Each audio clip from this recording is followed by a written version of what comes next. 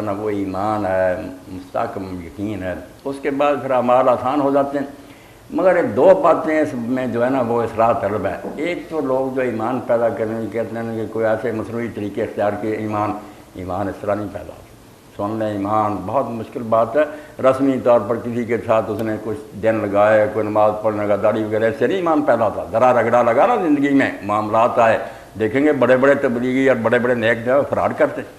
ایمان پیدا کرنے کے لیے، رسوخ ایمان کے لیے آپ کے یہ ادارے، میں آپ صاحب کہوں گا جو آپ کام کر سکتے ہیں نا، آپ کی لیبارٹری، اگر آپ کا رخ بدل جائے نا، کہ بجائے دہریت سکھانے کے ایک ایک پوائنٹ پر دکھائیں کہ یہ پلاننگ کے تحت بیٹو نظر آتا، خود بخود نظر بنی ہوئی بات نظر آتی ہے، یہ معلوم ہوتا کہ بڑا مائنڈ ہے پیچھے، سوچا گیا کہ یہ چیز ایسی بنائی جائے،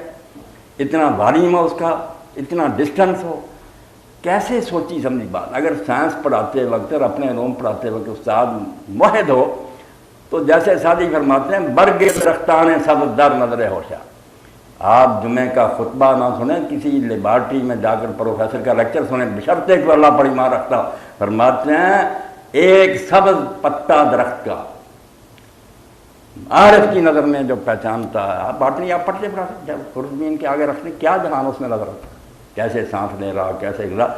برگ درختان سبز در نظر ہوشیار، ہر برکے دفتر معرفت کرنے، خدا کی معرفت کے دفتر ہیں، ایک ایک پتا، ایک ایک ایٹم جو آپ پڑھا رہے ہیں، مگر بدقسمتی سے رخ غلط ہو گیا، بغیر خدا کے منوانا چاہتے ہیں۔ یہ نہیں سمجھاتے کہ اس میں اتنے لاز ہیں، اتنے پرپس ہیں، ایک دوسری چیز اس کے ساتھ ریلیٹڈ ہے۔ اس سے تو پتہ لگ رہا ساری کائنات پر ایک حکمرانی کر رہا، ایک خدا۔ اس طرح اگر پڑھائے جائیں قرآن، آپ میرے بھائی دیکھیں نا، وہاں بعض مسئلے نہیں کیے گئے، آیات، وہ آیات ہم نے چھوڑ دی، نہ تبلیغی نہ میں کوئی نہیں، اللہ تعالیٰ آیات جو مسئلے والی ان کو بھی کہتا، مگر جب ذکر کرتا کہ پہاڑوں میں، درختوں میں، چار پایوں میں، بادلوں میں، دن رات کی آمد میں، آسمانوں زمین ستاروں، آیات بے شمار نشانیاں خدا کی قدرت کی، وہاں زور دینا چاہیے۔ جو پروفیسر لیکچر دے رہا، کوئی اسٹرانومی پر دے رہا، وہ باپ پڑھے ستاروں والا، اور بچوں کو دکھائے کہ زمین سے بھی ہزاروں گنا بڑھے، سورج سے بھی بڑھے، اور کس طرح اپنی اپنی ذات سے ٹکراتے نہیں ہیں، رفتاروں میں فرق نہیں پڑتا، خدا نظر آئے، صاف نظر آیا کہ لگام پکڑی ہے خدا نے۔ یعنی علوم اس طرح پڑھائی، قرآن نے سارا دور ایمان پیدا کیا، مسئلے مسائل پر نہیں، دلائل دیے گئے کہ ایک ایک چیز پر انگلی رکھی اللہ نے کہ ان چیزوں کو دیکھو، ان سے پتہ نہیں چلتا کہ کوئی خدا ہے جس نے یہ دنیا بنائی۔ بارش کے قطروں کا کہیں ذکر کرتا، کہیں انسانی پیدائش کا کرتا، کہیں خوراک کا کرتا، وہ حصے ایسے ہیں جو ہم ترجمہ کرتے ہیں جب درس دیتے ہیں، اللہ کی نشانیاں گزر جاتے ہیں، حالانکہ وہ آیتیں اس قابل ہیں کہ جہاں انا فی خلق السماوات، آسمان اور زمین کی پیدائش میں 10 دن تو اسی پر لگ جائیں کہ آسمان کیا ہے، زمینیں کیا، پتہ چلے بچوں کو، اور جو کچھ سائنس نے اب تک معلوم کیا۔ میں اس سلسلے میں پہلے بھی کہہ چکا ہوں،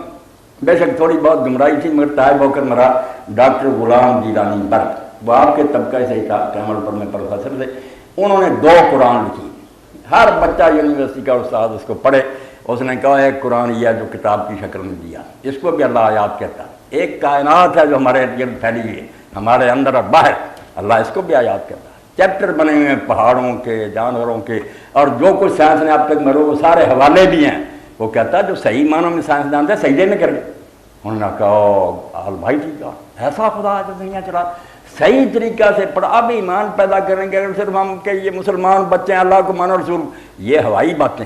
لوگ الحاد میں مبتلا ہو گئے۔ یہ فلسفے سائنس نے دہریت پھیلا دیا، اس کا علاج علم سے ہے کہ دلائل سے مطمئن کرو لوگوں کو کہ واقعی یہ چیزیں حق ہیں، کہ وہ اللہ ہے، ایک ہے، رسول کو اس نے بھیجا۔ ہم اوپر سے فرض کر لیتے چونکہ مسلمان ہیں رسول اللہ کا حکم مانو، بھائی وہ تو کہتے ہیں کوئی رسول آیا ہی نہیں، وحی کی کبھی ضرورت ہی نہیں پڑی، عقل انسانی کافی۔ اس دور میں یہ اتنا کفر پھیل گیا کہ عقل انسانی نہیں کافی ہے، لگا تو وحی کی ضرورت سمجھانے کے لیے یہ کام بہت گہرا کام یہی ہے، مگر بہت پیچھے ہٹنا پڑے گا۔